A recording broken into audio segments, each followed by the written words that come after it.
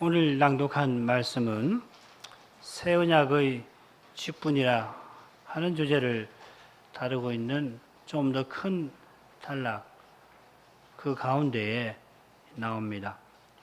2장 1절부터 14절부터 4장 6절까지인데 2장 14절부터 3장 6절 우리가 지난주까지 배웠던 그 부분에서 새 언약의 직분에 관해서 사도가 말하고, 그리고 3장 7절부터 18절 오늘 읽은 부분에서는 옛 언약의 직분과 새 언약의 직분을 사도가 대조를 하고 있습니다. 그리고 다시 4장 1절부터 6절까지로 가면은 이 복음의 직분이 뭔가 하는 것을 사도가 교훈할 것입니다.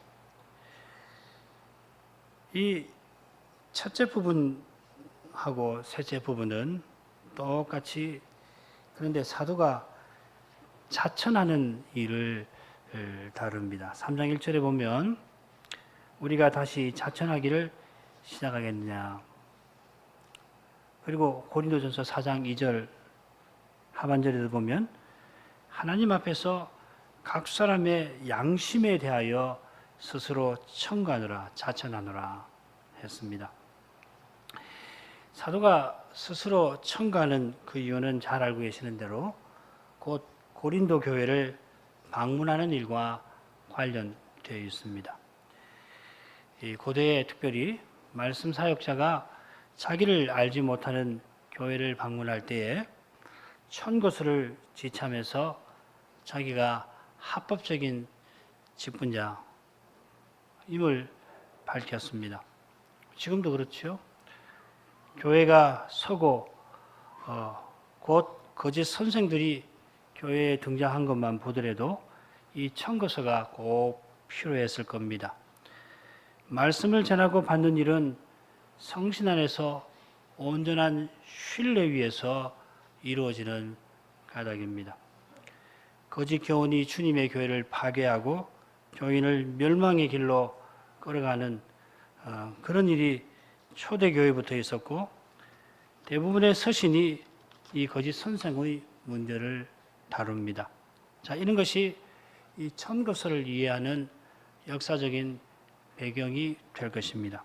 그런데 바울 사도가 고린도 교회를 방문하는 경우에는 이 천거서가 오히려 이상한 일입니다. 고린도 교회는 사도가 2차 선교 여행에서 복음을 전해가지고 세워진 교회입니다. 주님이 바울 사도를 통해서 고린도 교회를 세우셨습니다. 사도가 1년 반 고린도에서 복음을 전한 후에 다른 곳에서 계속 선교 활동을 벌였습니다마는 이 고린도 교회의 문제를 늘 염려했고, 또 그 문제를 해결하려고서 선교 여행 중에 참 바쁠 텐데 바다를 건너 고린도를 방문하기도 했고, 이미 적어도 3번의 서신을 그 일로 보낸 바가 있습니다. 고린도 전서 5장에 음행을 금지하는 서신이 나오고, 고린도 전서가 있고, 고린도서 2장 4절에 나오는 서라딘 편지입니다. 지금 고린도 후서를 기록하고 있는 이 순간에도 사도는 고린도 교회가 거짓 사도의 꾀임에 빠져들고 있는 사실을 염려합니다. 다른 교회는 몰라도 이 고린도 교회는 바울 사도를 압니다. 알아야 합니다. 그러나 눈앞의 현실은 오히려 반대입니다. 고린도 교회가 바울 사도를 오해합니다. 거짓 선생의 말에 속아서 고린도 교회를 마치 부모가 자식 사랑하듯이 대하는 이 사도를 이 교회가 심각하게 오해합니다. 사도가 사람으로서는 납득하기 어려운 현실에서 자기를 변호하는데 그저 자기 억울함을 호소하려는 것 아니라 고린도 교회가 복음을 꼭 듣게 하려는 것입니다. 내가 생명 쏟아가면서 봉사했는데 세상에 어떻게 이럴 수가 있는가 개탄한 것도 아니고, 나의 봉사가 생명을 쏟아서 한 봉사가 허망하게 끝나야 되는 것은 끝날 수는 없는 거 아니냐 하는 것도 아닙니다. 그거 다 주님 손에 있는 것이거든요. 직분자가 그런 마음 가지면 안 됩니다. 그 결과는 하나님 개치. 내가 이렇게 봉사한 것이 허망하게 끝나면 억울하다. 그런 심정 가지면 봉사 못합니다. 다만 고린도 교회가 그리스도의 몸답게 서나가는 길이 순수한 복음을 듣는 거기에 있음을 확신하는 까닭에 사도는 어떻게든지 그 교회가 복음을 듣게 하려 하는 것입니다. 복음을 듣게 되면, 복음을 들을 줄 알게 되면 거짓 선생들이 와서 이상한 이야기하면 그거 듣지 않을 거거든요. 사도가 세상을 떠난 후에도 그런 일이 계속해서 있을 텐데, 그런 경우라도 복음을 듣는 교회라면은 그런 도전을 이기고 나가지 않겠습니까? 바로 그 심정이 고린도 후서에서 사도권에 관한 주제가 길게 다뤄지는 이유일 겁니다. 바울 선생이 사도라고 하는 것은 이미 모든 교회가 압니다. 게다가 3차에 걸친 선교 여행을 통하여 그분이 사도인 실정이 다 드러났습니다. 심지어 고린도전서 15장에서는 내가 모든 사도보다 더 많이 수고하였다 라고도 말합니다. 물론 자기를 자랑하는 것 아니고 자기를 이렇게 크게 쓰신 주님의 은혜를 고백하는 말입니다. 바로 이것이 앞서 살핀 첫째 부분, 그리고 우리가 다다음 시간에 살필 셋째 부분에서 사도가 말하고자 하는 내용이 될 것입니다. 자기가 복음을 전하는 바로 그 사실이 자기가 사도임을 보여준다 하는 것입니다.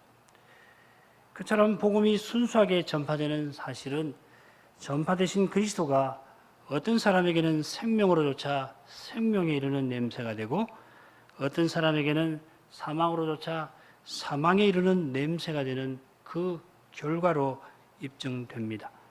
마찬가지로 이 세상 신이 믿지 아니하는 자들의 마음을 혼미케 하여 복음의 광채가 비치지 못하게 하는 그런 무서운 일이 있습니다만, 태초에 빛이 있으라 하신 그분이 이 죄의 어둠을 뚫고서 그리스도의 빛이 우리의 마음에 비치게 하십니다. 요컨대 복음의 빛이 죄인의 마음에 비치는 일은 새로운 창조입니다. 이 놀라운 일이 복음 전파를 통하여 이루어집니다. 사도를 오늘 읽은 둘째 부분에서 이 복음 사역이 어떤 것인가, 특별히 구약의 직분과 비교하는 방식으로 교훈합니다. 줄거리 간단히 보시죠. 7절부터 11절 구약의 직분과 신약의 직분을 대조하고 있고, 12절, 13절에서 이 사도는 자기의 소망과 담대함을 표합니다. 그리고 14절부터 18절까지는 구약 백성과 신약 백성 혹은 이스라엘과 신약 교회를 대조하고 있습니다. 사도는 첫째 부분과 셋째 부분에서 대조하는 방식으로 복음 사역을 교훈합니다. 첫째 부분에서는 의문과 율법 조항이죠. 성신, 정죄와 의, 없어질 것과 길이 있을 것, 이런 대조를 통해서 모세의 직분과 사도의 직분을 대조합니다. 혹은 그리스도의 사역을 모세의 사역과 대조합니다. 반면에 셋째 부분에서는 이스라엘 백성과 신약 백성이 서로 대조를 이룹니다. 특별히 이 배도한 이스라엘은 얼굴에 수건을 쓴 것 같은 상태이고, 그 수건이 벗겨진 신약 교회는 그리스도의 영광을 말씀에서 봅니다. 바로 여기에 사도의 담대함이 있습니다. 사도가 당장에는 고린도 교회가 그리스도의 영광을 보지 못하는 현실, 그런 가슴 아픈 현실에 서 있습니다만, 그리스도의 영광이 영원하리라 하는 그 소망 안에서 그 현실의 무게를 견딥니다. 마음은 크게 짓눌려 있는 상태입니다만 그의 입에서 복음이 확신 있게 전파됩니다. 전파된 말씀은 절대로 땅에 떨어지지 않습니다.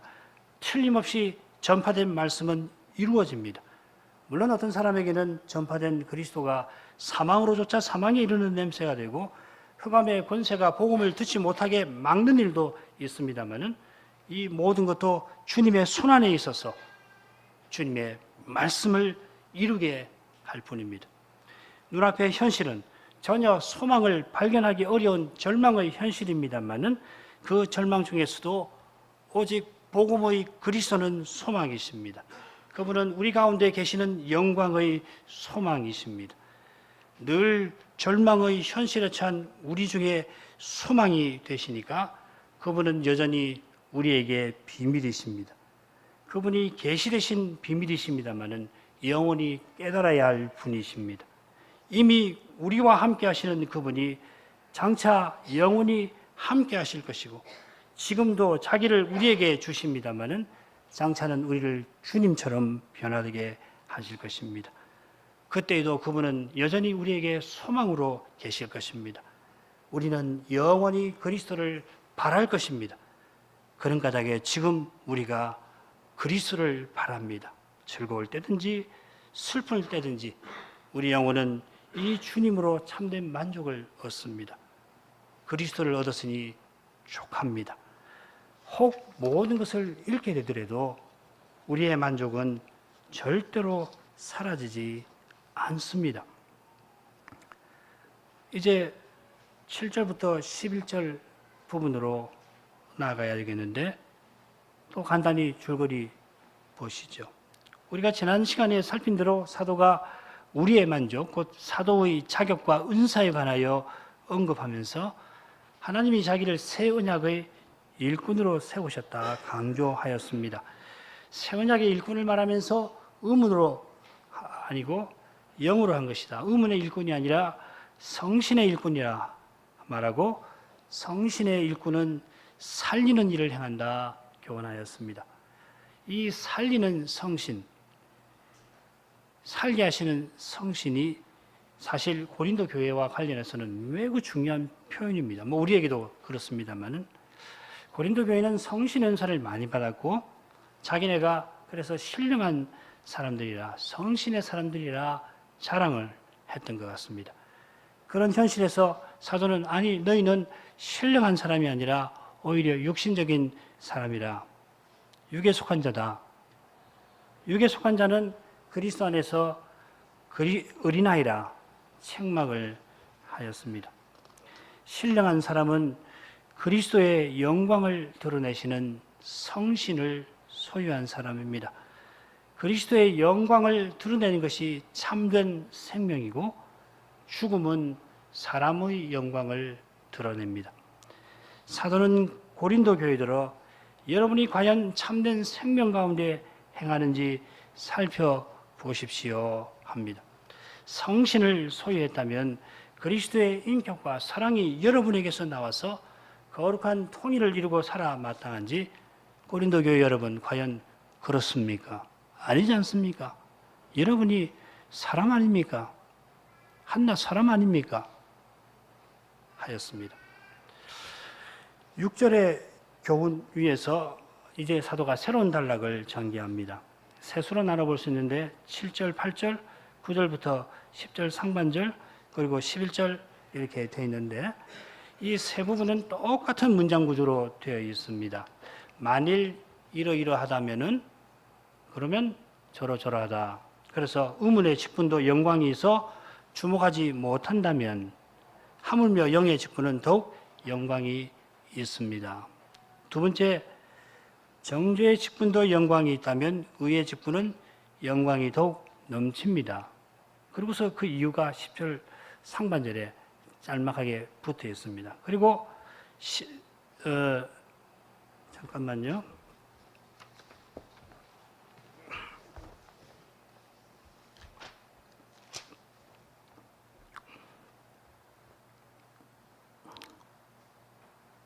예, 10절 상반절이라고 했는데 10절로 고쳐주십시오. 상반절이 아니고 9절, 10절 이렇게 되겠습니다. 그리고 11절은 없어질 것도 영광으로 말미암았다면 길이 있을 것은 더욱 영광 가운데 있습니다. 문장 구조가 셋으로 되어 있습니다. 간단히 이 단락의 요지를 말씀을 드리겠습니다. 사도는 옛 직분과 새 직분을 서로 비교합니다. 첫째 부분에서는 의문의 직분과 영의 직분으로, 둘째 부분에서는 정죄의 직분과 의의 직분으로, 셋째 부분에서는 없어질 것과 길이 있을 것으로 비교하는데, 그러면서 의문의 직분, 정죄의 직분, 없어질 것, 이것도 영광이 있긴 하지만은 더 큰 영광이 성신의 직분, 곧 의의 직분에 있습니다. 마찬가지로 세 부분은 옛 직분의 영광이 없어질 것인데, 반면에 새 직분의 영광은 영원할 것이라 교훈합니다. 자, 그러면 이제 좀 더 본문을 살피죠. 7절, 8절 읽겠습니다. 돌에 써서 새긴 죽게 하는 의문의 직분도 영광이 있어 이스라엘 자손들이 모세의 얼굴에 없어질 영광을 인하여 그 얼굴을 주목하지 못하였거든. 하물며 영의 직분이 더욱 영광이 있지 아니하겠느냐. 말씀드린 대로 여기서 사도는 두 직분을 여러 가지로 대조합니다. 우선 구약의 직분은 의문의 직분이고 신약의 직분은 영의 직분입니다. 둘째로 두 직분이 영광이 있습니다만 신약의 직분이 더욱 영광이 있습니다. 그러면서 의문의 직분은 돌에 써서 죽게 하는 것이라 설명하고, 이 직분이 영광이 있긴 하지만은 그 영광은 없어질 것이다 하였습니다. 먼저 두 직분을 의문의 직분과 영의 직분으로 대조하였는데, 이 대조는 우리가 지난 시간에 살폈습니다. 여기 영은 성신을 가리킵니다. 구약의 직분을 뭐라고 그랬냐면 돌에 써서 새긴 죽게 하는 의문의 직분이라 했는데, 사실 원문은 의문보다 죽음의 강조점이 놓여 있습니다. 제가 번역을 고쳤습니다. 문자로 돌에 새긴 죽음의 직분이 영광이 있어 이스라엘 자손이 모세의 얼굴에 사라질 영광을 인하여 그의 얼굴을 뚫어지게 보지 못하였다면, 하물며 이렇게 합니다. 앞에서는 6절에서는 의문의 직무라 했는데 여기서는 강조점이 조금 달라져서 죽음의 직무라 했습니다. 6절 하반절에서 의문은 죽이는 것이고 성신은 살리는 것이라 했는데 여기서 의문으로 새긴 죽음의 직분이라, 문자로 돌에 새긴 죽음의 직분이라 하였습니다. 지난 시간에 왜 이 율법 조항이 죽이는 것인가 함께 살폈습니다. 의문, 곧 율법이 본래는 언약 백성답게 살도록, 새 생명을 누리며 살도록 주신 것입니다만, 율법에서 그리스도를 발견하지 못하니 죄를 깨닫지 못하는 까닭에, 그처럼 율법에서 자기 죄를 보지 못하니 그리스도를 발견할 수 없는 까닭에 영혼을 소송케 하는 이 율법이 오히려 이스라엘을 죽이는 것이 되었습니다. 이스라엘이 하나님을 배반하여 포로 잡혀갔고 심지어 메시아를 죽여서 심판을 피할 수 없게 되었습니다. 이 죽음의 직분, 죽게 하는 직분이 영광이 있다 했는데 무슨 뜻입니까? 바울 사도는 옛 직분이 영광이 있는 그 증거를 여기서 드는데, 모세의 얼굴에 영광이 나타나서 이스라엘 백성이 그 영광을 뚫어지게 제대로 쳐다보지 못했던 사실을 들고 있습니다.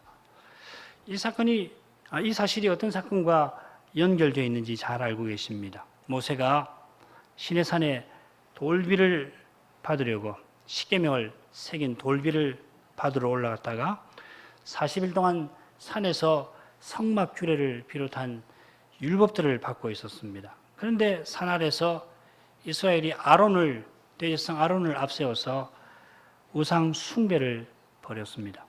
불과 얼마 전에 40일 전에 시내산에서 하나님과 언약을 맺었는데 바로 그 언약을 이스라엘이 파기하였습니다. 이스라엘이 언약을 깨버렸으니까 하나님은 이 배도한 이스라엘을 버리고 모세를 통해서 자기 백성을 얻고자 하셨습니다. 그러자 모세가 이스라엘을 위해서 하나님께 간구하였고, 모세의 간구에 하나님은 그 마음을 돌이키셨습니다.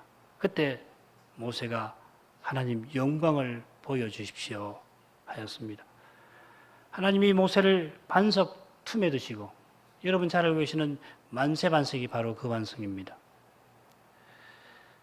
그 틈에 두시고 그의 앞을 지나면서 여호와로라 여호와로라 은혜롭고 자비롭고 노하기를 더디하고 인자와 진실이 많은 하나님이로다 하고서 자기 이름을 계시하셨습니다. 영광을 보여달라고 했는데 이름을 계시하셨습니다. 같은 것입니다. 그 계시된 이름을 의지하여서 인자와 진실이 많은 하나님이라고 하는 그 이름을 의지하여서 모세는 이스라엘의 죄를 사해 주시고 이 백성을 하나님의 기업으로 삼아 주십시오 간구합니다. 모세의 간구를 들으신 여호와는 이스라엘과 언약을 세워 주십니다. 하나님이 언약의 말씀을 돌 위에 기록해 주셨고 그 돌비를 모세가 받아서 산 아래로 내려왔는데 그의 얼굴이 광채가 납니다. 출애굽기 34장 29절 모세는 자기가 하나님과 여호와와 말씀하였음을 인하여 얼굴 꺼풀에 광채가 나나 깨닫지 못하였더라. 모세가 하나님과 말씀을 나눈 일로 하나님의 계시를 들은 그 일로 얼굴에 광채가 났습니다. 여호와께서 자기 이름을 계시하시니까 그 영광이 모세의 얼굴에 광채가 나게 만들었습니다. 바로 여기에 모세의 직분이 영광이 있다 하는 뜻이 있습니다. 모세를 통하여 여호와의 이름이 계시되었고 이 계시가 하나님의 영광의 나타남입니다. 하나님의 영광은 하나님의 나타나심을 가리키고 나타나신 하나님을 가리킵니다. 여호와께서 모세에게 자기 이름을 계시하셔서 모세의 얼굴이 광채가 났습니다. 모세의 얼굴에 광채가 나니까 그 광채가 하나님의 거룩하신 영광을 드러내는 것이어서 백성들이 지금 이 백성들은 특별히 언약을 깨트린 상태입니다. 시내산에서도 하나님의 영광이 나타나니까 죄 때문에 두려워했는데 지금 이 이스라엘은 금송아지 일로 하나님 언약을 깨트린 상태니까 모세의 얼굴을 감히 보지를 못합니다. 여호와의 거룩하신 영광은 사랑을 천대까지 베풀며 죄를 사하시는 동시에 형벌 받을 자는 결단코 면제하지 않는 까닭이어서 죄 있는 백성이 스스로는 하나님의 영광을 감당할 수 없습니다. 죄의 사함을 베푸는 사랑의 영광에 감싸이지 않고서는 죄를 심판하시는 어미의 영광을 견딜 수 없습니다. 우리가 하나님의 어미를 말합니다마는 반드시 사랑 안에서 말할 수밖에 없습니다. 사랑 안에서 아니면 이 어미의 영광을 말할 수 없는 겁니다. 죽습니다. 그 영광이 사람의 얼굴에 반사되어도 그렇다면 여러분 장차 우리가 하나님의 심판대 앞에 설 때 어떻게 되시겠습니까? 그날 그리스도의 은혜를 의지하는 사람만 그 심판대를 무사히 지날 것이고 자기 영광을 그때도 구하는 사람은 영원한 두려움에 사로잡힐 것입니다. 지금도 오직 그리스도를 의지하지 아니하는 만큼 심판의 두려움을 피하지 못합니다. 그리스도를 틀림없이 믿습니다마는 사람으로 행하는 일이 있으면 심판의 두려움이 파도와 같이 끊이지 않으실 것입니다. 모세의 얼굴에 나타난 광채는 없어질 것입니다. 사라질 광채입니다. 그것이 없어져야 하는 것은 모세의 직분이 잠시 있는 것이어서 그렇습니다. 교회 여러분은 히브리서 7장, 6장부터도 볼 수 있는데 7장부터 10장에서 레위 제사장들과 영원하신 대제사장이 어떻게 비교되는지 잘 알고 계실 겁니다. 그 중에 한 군데 읽습니다. 7장 23절, 24절 들으시면 잘 아십니다. 저희 제사장 된 자의 수요가 많은 것은 죽음을 인하여 항상 있지 못함이로되 예수는 영원히 계심으로 그 제사 직분도 갈리지 아니하나니 예수님이 영원한 대제사장이신 반면에 구약시대에 레위 대제사장들이 많아야 했던 이유는 그들이 죽을 인생이어서 잠시 직분을 맡고는 세상을 떠나야 했습니다. 마찬가지로 구약의 대제사장 직분은 신약의 대제사장 오실 때까지만 유지되었습니다. 처음부터 그 직분은 없어지게 되어 있습니다. 모세의 얼굴에 나타난 광채는 없어져야 합니다만 그리스도의 얼굴에 나타난 광채는 영원합니다. 고린도서 4장 6절입니다. 어두운 데서 빛이 비추리라 하시던 그 하나님께서 예수 그리스도의 얼굴에 있는 하나님의 영광을 아는 빛을 우리에게 우리 마음에 비추셨느니라. 죽음의 직분이 이처럼 영광이 있다면 하물며 영의 직분은 더욱 영광이 있습니다. 모세의 직분이 죽음의 직분이어도 거기 영광이 있었다면 살리는 성신의 직분은 당연히 더욱 영광이 있습니다. 다만 더욱 영광이 있다는 그 뜻이 뭘까요?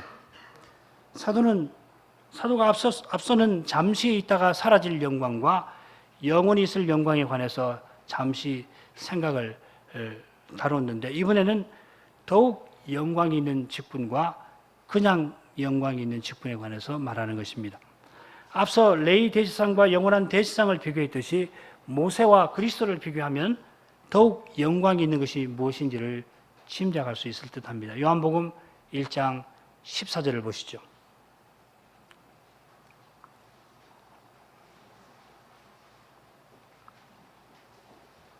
요한복음 1장 14절 말씀이 육신이 되어 우리 가운데 거하시매 우리가 그 영광을 보니 아버지의 독생자의 영광이 은혜와 진리가 충만하더라.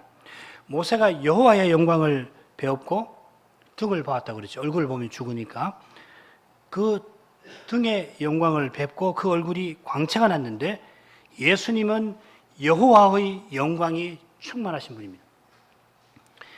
여호와의 영광이 모세의 얼굴에 반사되었는데 사람 대신 여호와의 그 영광이 예수를 통하여 드러났습니다. 여기 은혜와 진리라고 번역된 말은 인자와 진실입니다. 인자와 진실이 많은 여호와께서 모세에게 자기 이름의 영광을 드러내시니까 모세 얼굴에 광채가 났는데 예수님은 인자와 진실이 충만한 여호와이십니다. 예수님은 우리 가운데 성막으로 계셔서 그 성막에서 여호와의 영광을 찬란히 드러내십니다. 바로 이어서 15절에 세례 요한의 증언이 나오는데 이 증언의 핵심은 예수님이 자기보다 먼저 계신 분, 곧 영원하신 하나님이심에 있습니다. 그런 까닭에 요한 사도는 세례 요한만 아니고 요한 사도는 우리가 다 그의 충만한 데서 받으니 은혜 위에 은혜로라 고백을 16절에 합니다. 모세의 봉사로 말미암아 구약 백성이 틀림없이 은혜를 받았습니다만 모든 구약 백성이 다 망한 거 아니잖아요. 많은 구약 백성이 은혜를 받았습니다만 모세가 은혜를 받았습니다만 그리스도를 통하여 받은 은혜는 더욱 큽니다. 구약 시대에는 그림자처럼 은혜를 맛보았다면 이제는 그림자가 가리키는 실체로서 은혜를 맛봅니다. 그 증거가 바로 지금 우리가 그리스도의 몸과 지체로 사는데 바꿔 말해서 우리에게서 그리스도의 인격과 사랑이 나타나는 데 있습니다. 중요한 것은 그리스도의 인격, 그리스도의 사랑입니다. 여러분, 그리스도를 흉내내는 거 아닙니다. 그건 자유주의자들이, 여러분 아시는 구자유주의자들이 하던 일이에요. 위대한 도덕 선생 예수를 본받는, 그의 희생정신을 본받는 그런 것 아니고 그리스도의 인격, 그리스도의 사랑이 우리에게서 나오게 하시는 거예요. 이게 믿음이에요. 이게 새 생명을 받는 것입니다. 도덕적으로 사는 거 아니에요. 부도덕하다는 얘기는 도덕 아닙니다. 장차 우리가 그리스도처럼 변화될 것입니다. 그리스도와 같아지는 거예요. 그리스도 비스무리하게 되는 거 아니란 말이에요. 그리스도와 같아지는 겁니다. 그러나 지금도 매우 부분적이긴 하지만 그래서 우리가 자신에게 서로에게 실망하는 것이기도 하지만 그래도 그리스도의 인격이 믿음으로 나오는 것입니다. 나와야 합니다. 나옵니다. 그리스도께서 믿음으로 성신으로 우리 안에, 믿는 우리 안에 사시는 까닭입니다. 갈라디아서 2장 20절. 내가 그리스도와 함께 십자가에 못 박혔나니 그런 적 이제는 내가 산 것이 아니요 오직 내 안에 그리스도가 사신 것이라. 그처럼 우리가 고난받으면서 소망하는 거기에 그리스도의 영광이 나타납니다. 까닭없이 미움받아도 여전히 나를 미워하는 사람을 사랑하려는 거기에 그리스도의 어떠하심이 나타납니다. 어렵습니다. 사랑 잘 못합니다. 견디지 못합니다. 그래도 사랑하려는 마음을 잃지 않고 사랑하려는 마음을 주님께 구하는 바로 거기에 자신 청소년, 청년 여러분, 부모님이나 혹은 선생님이나 어른들하고의 갈등에서 억울할 때 그래도 하나님 말씀이 부모를 공경하라, 어른들을 존경하라. 그 말씀이 있으니까 하려고 하는 잘 안 되시죠. 어렵죠. 억울한 만큼, 그거 횟수가 많아진 만큼, 반복되는 만큼 사람에게 점점 실망합니다. 좀 화해되는 듯 하더니 또 돌아갑니다. 더 어리게 됩니다. 더 실망됩니다. 어려우시죠. 그러나 그때도 사랑하려는 마음을 주시기를 구하는 마음, 적어도 기도해야 되겠다. 아니, 탄식이 여러분 안에서 나온다면 그거 그리스도의 영광이 그렇게 나오는 것입니다. 장차는 그럴 필요가 없죠. 그리스도와 같이 사시니까.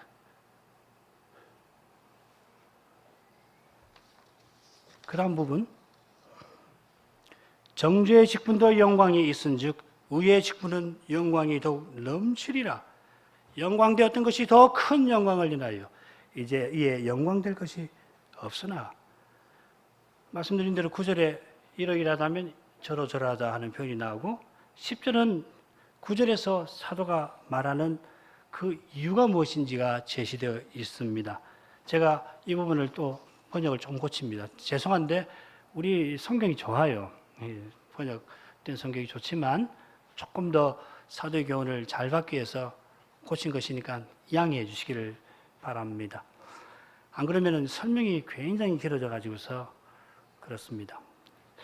정죄의 직분도 영광이 있다면 의의 직분은 영광이 더욱 넘치리라. 이는 영광이 있던 것이 더 큰 영광을 인하여 전혀 영광 없게 되었습니다. 그리고 다시 우리 한글 개혁을 읽으면 잘 이해가 되시죠.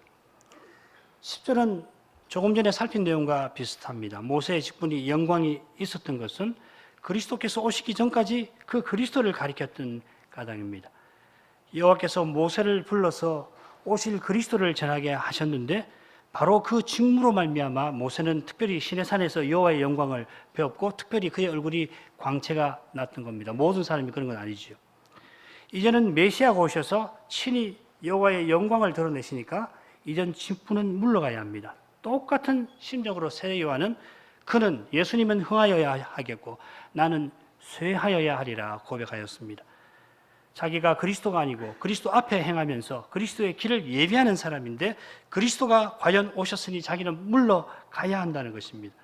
비슷하게 구약의 제사장이나 왕만 아니라 선지자도 오실 메시아 가리키는 임무를 맡았는데 그 메시아가 오셨으니 이전 직분은 이제 사라져야 합니다. 그러니까 이제는 전혀 영광 없게 되었습니다. 9절에서 사도가 전하려고 하는 교훈을 조금 더 생각을 하지요. 사도는 모세의 직분을 정죄의 직분이라 하고 자기의 직분을 의의 직분이라 합니다. 조금 전에 우리가 모세를 그리스도와 대비시켰는데 여기서는 제가 자기의 직분, 모세의 직분을 사도의 직분에 대비를 시켰습니다. 그러나 사도가 그리스도의 종이라는 점을 기억한다면 근본적으로 똑같습니다. 부활하신 주님이 사도를 통하여 의의 직분을 행하십니다. 그런 점에서 사도는 자기를 그리스도의 종이라고 하고 때로는 질그릇이라고도 표현합니다. 고린도서 4장 7절에 나올 겁니다. 주님이 사도를 그릇 삼아서 복음을 친히 전파하신 것입니다. 직분자는 아무것도 아닙니다. 그릇입니다. 그것도 질그릇입니다.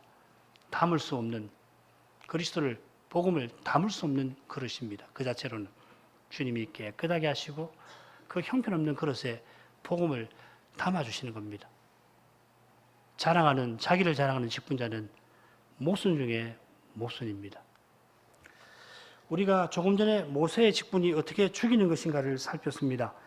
모세가 전한 율법 자체는 백성을 살리는 수단입니다마는 율법에서 자기 죄를 깨닫지 못하고 그리스도를 바라지 아니하는 사람은 하나님을 사랑하지 아니하는 죄인으로 드러납니다. 제2계명을 기억하십시오. 죽은 사람을 살리는 율법이 언약 백성도 죄인이라 합니다. 심판합니다. 좀 더 정확하게 표현하면 재판장이신 하나님이 그 계명으로 정죄하십니다.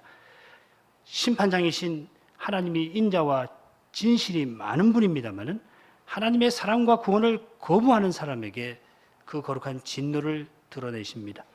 은혜롭고 노하기를 더디하고 인자와 진실이 많은 하나님이라 하고 자기를 드러내신 그분은 동시에 형벌받을 자는 결단코 면제하지 않으리라 하셨습니다. 그와 동시에 언약을 위반한 이스라엘을 형벌하시는 하나님은 친히 그 언약을 이루실 뜻을 밝히셨습니다. 방금 인용한 말씀을 모세에게 베푸시던 그 자리에 출애굽기 34장을 보시면 그 자리에서 하나님이 언약을 파기한 이스라엘과 다시 언약을 맺어주십니다. 이후로도 이스라엘은 계속 언약의 하나님을 저버렸습니다만 그럴 때마다 선지자들을 보내어서 그들을 책망하시면서도 메시아를 보내실 것을 알려주셨습니다. 이런 점에서 정죄의 직분도 영광이 있다 한 것이겠습니다. 자, 그렇다면 의의 직분은 영광이 더욱 넘칩니다. 약속하신 메시아가 세상에 오셨을 뿐만 아니라 메시아를 보내리라 약속하시는 그분이, 그 여호와가 친히 메시아로 오셨습니다. 메시아는 자기 백성을 대신하여 십자가를 지었습니다. 언약을 파기한 우리 인생의 책임을 친히 담당하셨습니다. 아무 죄 없는 메시아가 죄인의 자리에 죄인으로 서셨습니다. 그런 까닭에 죄인이 의롭다 하심을 받습니다. 죄인이 의롭다 하심을 얻을 뿐만 아니라 심지어 그리스도의 몸과 지체로 살아갑니다. 그저 도덕적으로 사는 것이 아니라 그리스도를 드러내며 삽니다. 이것이 성경이 말하는 의입니다. 하나님을 사랑하고 이웃을 사랑하는 거기서 언약이 이루어집니다. 영원한 생명의 나라는 하나님을 사랑하고 이웃을 사랑하는 일로 충만합니다. 그래서 그 나라는 의가 거하는 나라입니다. 지금 온 세상에 가득한 그런 불의가 전혀 없는 나라입니다. 불의가 가득하니까 사랑이 없는 것이 이 세상입니다. 증오심이 가득한 것이에요. 의가 없어서 그렇습니다. 불의가 가득해서, 불법이 가득해서 사랑이 다 식어져 버리고 증오만 활활 타오르고 있습니다. 의가 가득한 나라는 거룩한 사랑으로 충만합니다. 그 나라가 지금 의의 직분을 통하여 우리 가운데 세워지는 것입니다. 그리스도가 전부시고 그 전반에 그리스도가 계시는 그런 사회가 이 의의 직분을 복음의 전파를 통해서, 복음 강설을 통해서 세워집니다. 구약의 참된 신자들이 간절히 바라던 그런 사회가 그 모습을 이미 드러냈습니다. 그런 점에서 영광이 더욱 넘칩니다. 이 영광은 구약의 경우처럼 사라지지 않습니다. 교회와 신자가 고난 가운데 있을 때는 그리스도의 영광이 사라질 것 같습니다만 오히려 고난 가운데서 그 영광이 더욱 찬란히 빛납니다. 고린도서 8장에 나오는 마게도냐 교회를 보십시오. 그 교회가 극한 가난 중에서 환난을 받아서, 시련을 받아서, 고난을 받아서 극한 가난 중에서 있었지만은 예루살렘 교인들을 위해서 힘에 넘치게 헌상하였습니다. 자기를 기꺼이 내어주시는 그리스도의 사랑이 이 놀라운 일을 이룬 것입니다. 그리스도의 영광이 환난의 많은 시련 가운데서 오히려 순수하게 이 마게도냐 교회를 통하여 나타났습니다. 이제 마지막 말씀입니다. 11절입니다. 없어질 것도 영광으로 말미암았은즉 길이 있을 것은 더욱 영광 가운데 있느니라. 여기서는 없어질 것과 길이 있을 것이 대조되어 있습니다. 없어질 것은 옛 언약을, 길이 있을 것은 새 언약을 가리킬 겁니다. 구약의 직분들이 오실 메시아를 가리켰는데 그 메시아가 이미 오셨으니 구약의 직분은 사라집니다. 마찬가지로 옛 언약은 패하고 새 언약이 길이 남을 겁니다. 지금은 옛 언약이 완전히 패하였습니다마는 사도가 이 서신을 기록할 그 시대에는 옛 언약이 없어질 것입니다. 70년 예루살렘 멸망으로 성전이 무너질 그때까지 옛 언약이 완전히 그때의 옛 언약은 완전히 폐하여지는 것인데 아직은 사도도 성전에 가서 제사를 드리고 나실인 서원도 하는 것입니다. 사도는 없어질 언약도 영광 있다 하는 사실을 말하고 길이 있을 언약은 더욱 영광이 있을 것이다 했는데 다만 여기서는 표현이 조금 다릅니다. 옛 언약이 영광으로 말미암았다 하고 새 언약은 더욱 영광 가운데 있다 합니다. 더욱이라고 했으니까 영광으로 말미암는 것이나 영광 가운데 있는 것이 결국은 같은 내용을 가리키겠죠. 그래야 더욱 비교가 되잖아요. 앞서 말씀드린 대로 이 영광 있음을 가리킵니다. 그러면서도 사도는 여기서 표현을 바꿔요. 영광으로 말미암는다 했고 영광 가운데 있다 하였습니다. 비슷한데 다른 걸 지금 지적하려고 하는 거죠. 우리가 이미 생각한 대로 모세의 얼굴의 광채가 여호와의 영광으로 말미암은 것이듯이 여호와의 영광이 예수님에게서 나타났습니다. 우리가 지난 시간 생각한 대로 새 언약은 성신과 그리스도와 성신입니다. 성신이 그리스도의 영으로 우리 안에 계셔서 우리가 그리스도의 몸과 지체로 사는 이것이 새 언약입니다. 새 언약은 철저하게 그리스도 안에 있습니다. 그리스도가 전부 되시고 그 전부 안에 그리스도가 계시는 이것이 새 언약입니다. 장차 우리가 그리스도와 같이 되는 것이 새 언약이고 지금 그 그리스도를 드러내는 것이 새 언약입니다. 요컨대 새 언약은 그리스도를 드러내는 것입니다.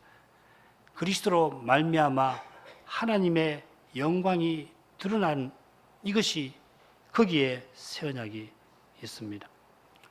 다음 시간에 우리가 이 점을 조금 더 생각하게 될 것입니다. 사도는 그리스도의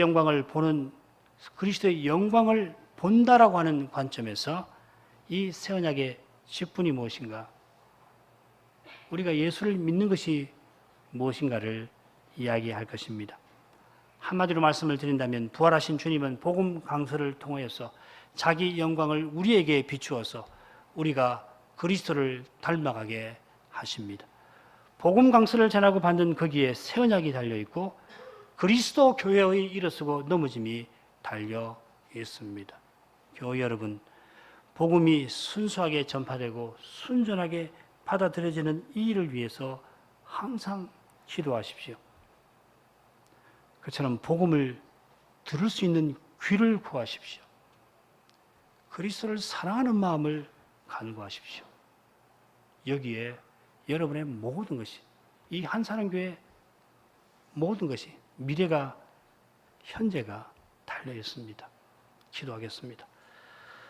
거룩하신 아버지, 사도가 모세의 직분과 자신의 직분을 대조하면서 그리스도의 복음을 전하고 받는 일이 얼마나 중요한지 교훈하였습니다. 부활하신 주님이 주님을 대적하던 이 바울을 종으로 삼아서 복음을 전하게 하심으로 주님의 부활 생명이 주님의 교회들에 나타나게 하셨습니다. 그때로부터 그리스도의 교회가 역사 위에 계속 세워져 나왔습니다. 교회 역사를 보게 되면 주님의 교회가 극심한 환난을 당하는 데도 많고 주님의 지체들마다 그 각각의 인생길에서 반드시 고난을 당합니다마는 주님은 그 고난과 환난을 통해서 주님의 영광을 친히 드러내십니다. 주님의 영광을 예배해서 그 말씀에서 보는 교회와 신자가 고난의 삶에서 주님의 영광을 드러냅니다. 십자가 지신 주님이 부활에 이르신 것처럼 저희도 부활하신 주님 안에서 십자가 지신 주님의 삶을 나타냅니다. 거기서 그리스도와 같이 하나님을 사랑하고 이웃을 사랑하는 일이 거기에 있고 그 거룩한 사랑에 하나님의 의가 이루어집니다. 장차는 의가 거하는 영원한 나라가 나타나서 그 나라에서 저희가 거룩한 사랑 가운데 살게 되겠습니다. 그 복스러운 나라를 특별히 이 안식일에 소망합니다. 예수님 이름으로 기도합니다. 아멘.